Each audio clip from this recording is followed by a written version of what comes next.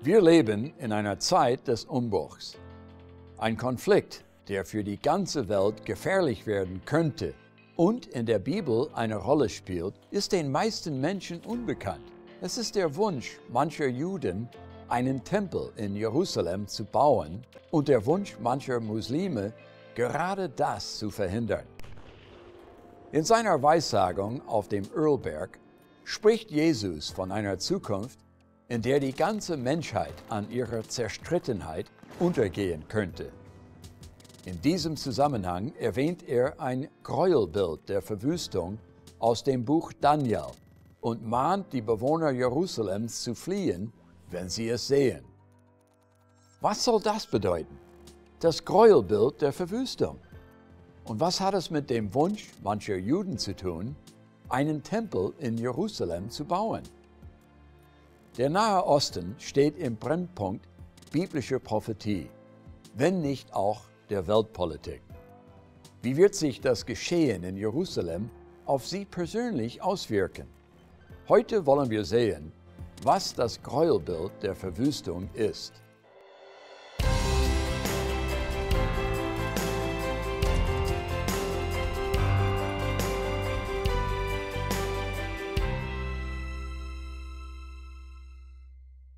Als Jesus vom Gräuelbild der Verwüstung sprach, wies er auf das Buch Daniel im Alten Testament hin. Er ging davon aus, dass seine Anhänger mit diesem Begriff vertraut sind. Im Matthäus-Evangelium lesen wir dazu: Wer das liest, der merke auf. Wie können wir aber verstehen, was Jesus mit dem Gräuelbild der Verwüstung gemeint hat? Ein Schlüssel zum Verständnis biblischer Prophezeiungen ist der Grundsatz der zweifachen Erfüllung. Das heißt, manche Weissagungen treffen zweimal ein, oft mit großem Abstand dazwischen. Beim zweiten Mal kann die Wucht der angekündigten Ereignisse stärker sein als bei der ersten Erfüllung. Als Jesus vom Gräuelbild der Verwüstung sprach, war die Weissagung Daniels bereits einmal erfüllt worden. Jesus spricht aber von einer zweiten, noch zukünftigen Erfüllung. Um die Weissagung Christi zu entschlüsseln, wollen wir uns mit einem Traum beschäftigen, der den babylonischen König Nebukadnezar beunruhigte. 605 vor Christus überfiel der babylonische König Nebukadnezar das Königreich Juda. Er verschleppte die klügsten jungen Juden nach Babylon an seinen Hof. Darunter war Daniel, der Verfasser des Buches im Alten Testament, das seinen Namen trägt. In Babylon wurde er zum Hofbeamten ausgebildet. Daniel erklärt, dass Nebukadnezar einen Traum hatte, in dem er ein Standbild in Gestalt eines Menschen sah.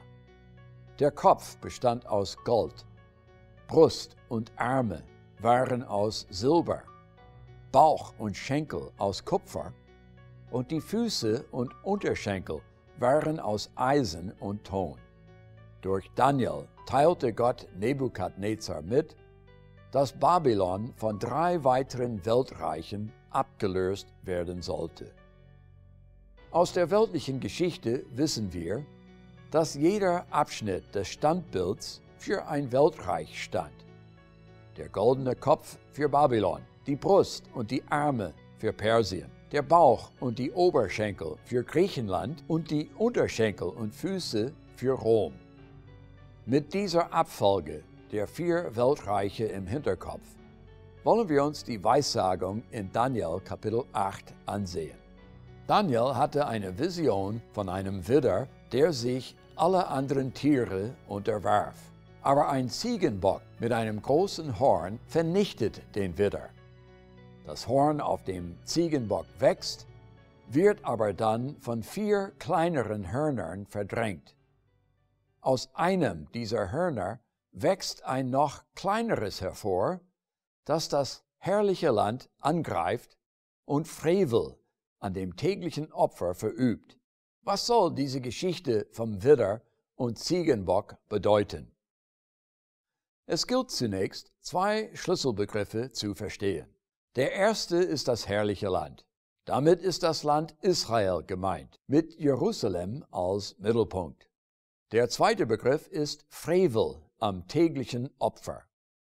In Daniel Kapitel 9 heißt es dazu: Im Heiligtum wird stehen ein Gräuelbild, das Verwüstung anrichtet. Und in Daniel 11 lesen wir von einem König, dessen Armeen das tägliche Opfer abschaffen und das Gräuelbild der Verwüstung aufstellen werden. Der Grundsatz der zweifachen Erfüllung hilft bei der Auslegung vieler Weissagungen der Bibel. Ein anderes Prinzip ist, dass die Bibel sich häufig selbst auslegt. Ein Beispiel dafür finden wir hier in Daniel Kapitel 8. Gott schickt Daniel den Engel Gabriel, der ihm die Bedeutung der Vision erklärte. Gabriel erzählte Daniel, dass der Widder Persien darstellt und der Ziegenbock Griechenland. Das große Horn am Ziegenbock stellt den ersten griechischen König dar. Die 4 kleineren Hörner sind 4 Nachfolger dieses Königs. Das ist eine erstaunliche Ankündigung von Geschehnissen, die erst viele Jahre nach Daniels Tod stattfanden. Es ist aber wichtig für unser heutiges Thema, denn es ist ein griechischer König, der das erste Gräuelbild der Verwüstung aufstellte, wie wir gleich sehen werden. Die Griechen unter Alexander dem Großen, der dem großen Horn in Daniel 8 entspricht, erobern das persische Reich im Jahr 331 vor Christus. Nach der Niederwerfung eines riesigen Gebiets vom Mittelmeer bis nach Indien stirbt Alexander, kaum 30 Jahre alt, um 323 vor Christus. Sein Reich wird unter 4 seiner Generäle aufgeteilt. Diese Generäle entsprechen den 4 kleineren Hörnern auf dem Ziegenbock. Aus den 4 Königreichen, in die das Reich Alexanders zerfällt, werden schließlich 2. Ein Reich im Norden, von Seleukiden beherrscht, und ein Reich im Süden, dessen Könige Ptolemäer sind. Der Vision Daniels gemäß sollte nach den 4 Königen ein kleines Horn aufstehen. Damit ist ein König gemeint, der nach der Aufteilung des Reiches aufkommt. Das kleine Horn, ein griechischer König, wird das herrliche Land überfallen. Das herrliche Land aber ist das Land Israel, sowohl das alte als auch das heutige Israel. Dieser König wuchs bis zum Fürsten des Heeres und nahm ihm das tägliche Opfer weg und verwüstete die Wohnung seines Heiligtums. Ein Heer wurde verbrecherisch gegen das tägliche Opfer eingesetzt. Es warf die Wahrheit zu Boden, und was es tat, gelang ihm. Die Weissagung vom kleinen Horn, einem griechischen König, der nach dem Tod Alexanders und der Teilung seines Reiches aufkommt, hat mit dem Verbot der täglichen Opfer im jüdischen Tempel zu tun, das dieser König mit Gewalt durchsetzt. Diese Prophezeiung empfing Daniel während der babylonischen Gefangenschaft der Juden. Der Tempel Salomos war schon von den Babyloniern in Schutt und Asche gelegt worden. Es gab also schon damals keine täglichen Opfer in Jerusalem mehr. Diese Prophezeiung setzte daher die Errichtung eines zweiten zukünftigen Tempels voraus. Kurz nach der Niederschrift des Buches Daniel sorgte Gott dafür, dass die verschleppten Juden in ihre Heimat zurückkehren durften. Unter der Leitung von Esra, Nehemia und Zerubabel bauten die Juden Jerusalem wieder auf und führten die täglichen Opfer wieder ein. Das war eine Voraussetzung für die Erfüllung der Weissagungen Daniels. Mehr als 350 Jahre nach der Vision Daniels, im Jahr 167 vor Christus, überfällt der Seleukidenherrscher Antiochos IV., auch Epiphanes genannt, das Land Juda. Seine Untaten werden im ersten Buch der Makkabäer beschrieben. Danach bestimmte König Antiochos durch einen Erlass, dass alle Völker seines Reiches ein einziges Volk bilden sollten. Jedes Volk musste seine besonderen Gebräuche aufgeben. Alle anderen Völker fügten sich diesem Befehl und führten den Gottesdienst ein, den der König angeordnet hatte. Auch in Israel opferten viele vor den Götzenbildern und entweihten den Sabbat. Der König schickte seine Beauftragten nach Jerusalem und in die anderen Städte Judäas. Sie überbrachten Briefe, in denen er befahl, die neuen Gebräuche einzuführen. Die gewohnten Brand-, Mahl- und Trankopfer sollten eingestellt, die Sabbate und Festtage durch Arbeit entweiht und das Heiligtum und seine Priester durch Einführung abscheulicher Bräuche geschändet werden. Der König schrieb vor, dass Opferstätten und Tempel für die fremden Götter errichtet werden sollten. Dort mussten Schweine und andere unreine Tiere geopfert werden. Auf diese Weise sollte das Gesetz des Herrn außer Kraft gesetzt werden. Niemand durfte mehr seine Vorschriften befolgen. Der König drohte jedem, der seinem Befehl nicht gehorchte, mit der Todesstrafe. Juden, die sich querstellten, konnten mit einer schnellen, schlimmen Strafe rechnen. Nach Erlass des Opferverbotes entweihte Antiochos den Tempel, indem er ein Standbild des römischen Gottes Jupiter aufstellte. Auf dem Altar Gottes opferten die Griechen Schweine.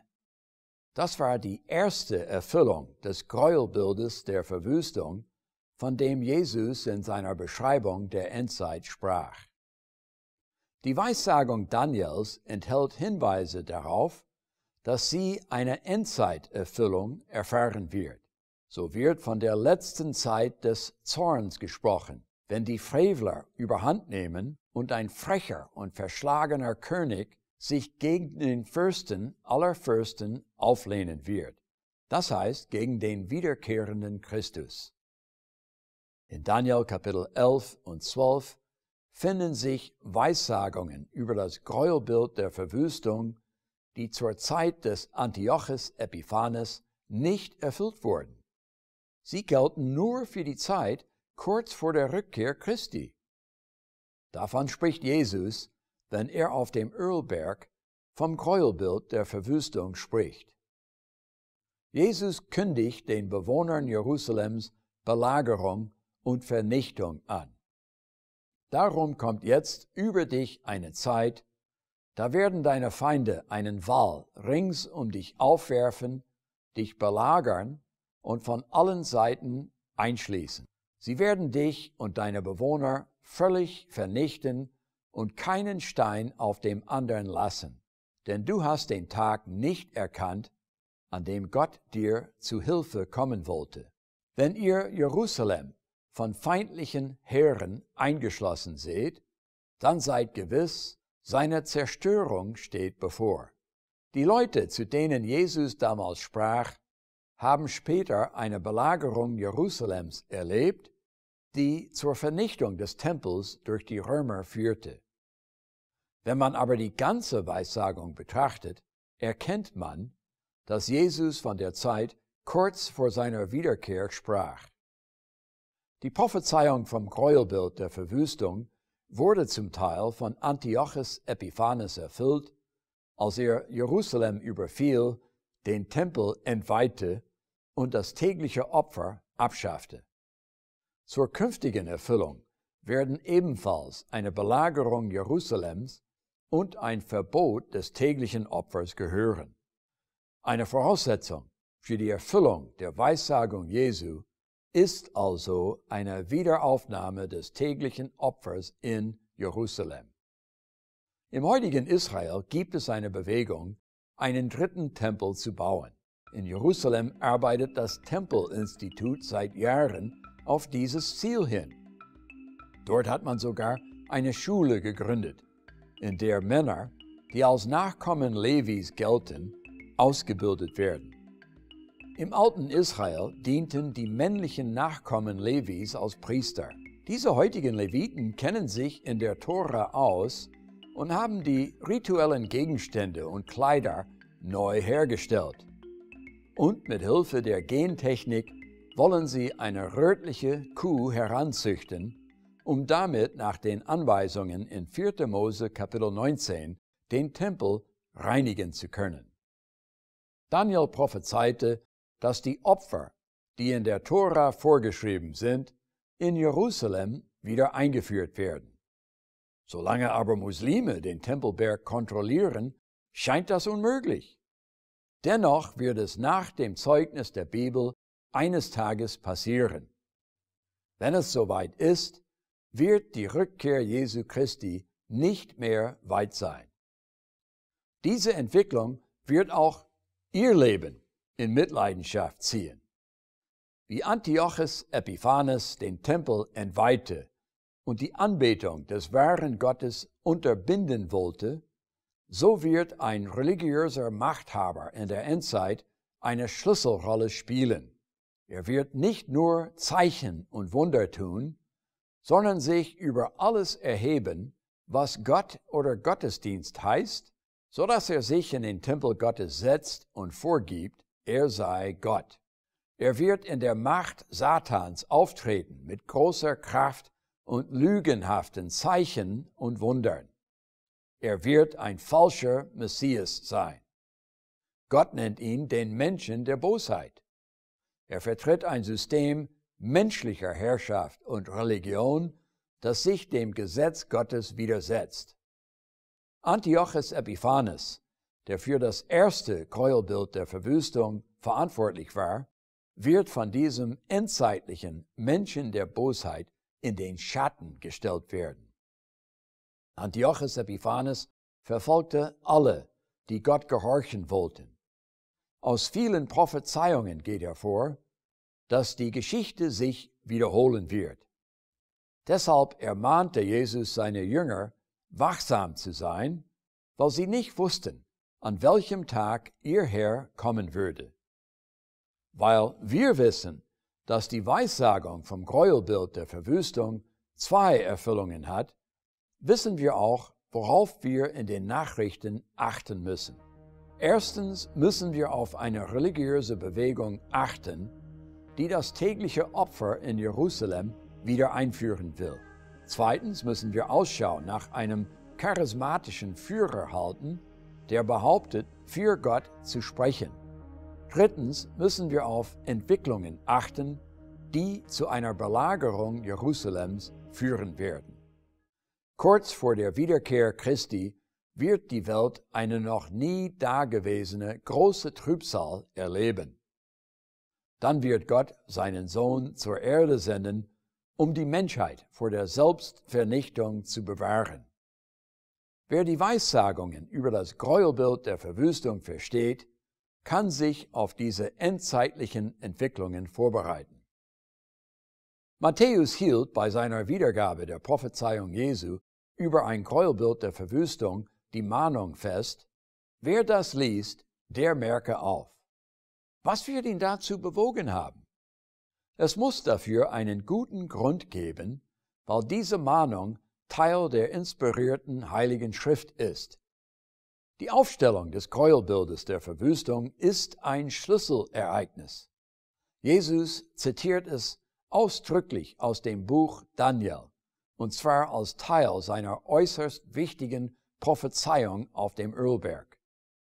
Manche, die diese Prophezeiung lesen, ziehen unterschiedliche Schlüsse daraus. In diesem Fall ist es wichtig, ein solides Hintergrundwissen über die Prophetie, die Bibel und auch die Geschichte zu besitzen. Denn die Weissagung über die Endzeit kam aus dem Mund Jesu selbst, und zwar zu einer Zeit, als die Untaten des Antiochus Epiphanes den Juden noch gut bekannt waren. Sie wussten von dem Gräuelbild der Verwüstung. Sie werden schon verstanden haben, dass Jesus von einer zukünftigen Zerstörung des Tempels sprach. Es ist wichtig, dass wir das verstehen, denn das Gräuelbild der Verwüstung spielt in der Zeit unmittelbar vor der Wiederkunft Christi eine wichtige Rolle. Wichtig zu verstehen ist auch die Rolle der Religion. Heute steht Jerusalem im Brennpunkt dreier großer Weltreligionen: das Judentum, das Christentum und der Islam. Es ist ein schwelender Konfliktherd. Manche Juden wollen Opfer am Tempelberg darbringen, wie bereits erwähnt. Dies wird die islamische Welt in Aufruhr versetzen. Dann hätten wir eine äußerst brenzliche Weltlage. Der endzeitliche Antiochus Epiphanes, der Mensch der Bosheit, wird die Welt verführen. Der Bibel zufolge wird die ganze Welt verführt werden. Und damit sind Menschen aller Glaubensrichtungen und sogar Menschen ohne Glauben gemeint. In dieser Sendung geht es um das Gräuelbild der Verwüstung. Dabei richten wir unser Augenmerk auf Jerusalem und den Nahen Osten. Diese Region steht im Mittelpunkt der biblischen Prophezeiungen für die Endzeit. Dem Heiligen Land stehen unruhige Zeiten bevor. Sie können einen Einblick in die Zukunft dieser Region bekommen. Dazu bieten wir Ihnen unsere kostenlose Broschüre Krisenherd Nahost. Was sagt die Bibel über seine Zukunft an?